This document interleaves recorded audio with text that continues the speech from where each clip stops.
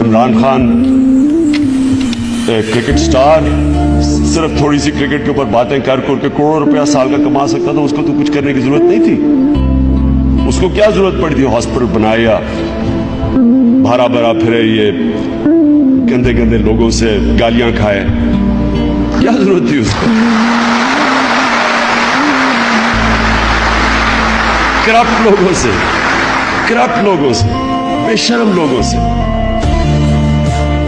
जो कि कोई उनको फिक्र नहीं है कि बेचारे आधी आबादी हमारी मुल्क की 2 वक्त की रोटी नहीं खा सकती, आधी आबादी पूरी हाइट पे नहीं पहुंचती क्योंकि खाना पूरा नहीं मिलता।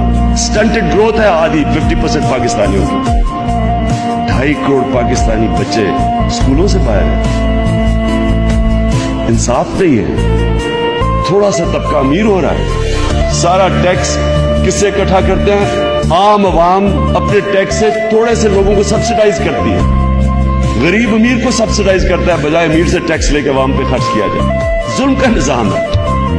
और ये लोग, तो मुझे क्या जरूरत पड़ी थी कि इनसे हर दूसरे दिन को बुरा भला कहूं, इनसे अटैक करूं? मुझे तो नहीं जरूरत थी। और आराम से मैं इनसे मिलूं, सारे 2-3 तो मेरे फैंस ही थे, क्रिकेट के शौकीन होते थे। आपको पता है मियां साहब को तो क्रिकेट कैप्टन बनना चाहिए था, गलती से प्राइम मिनिस्टर बन गए।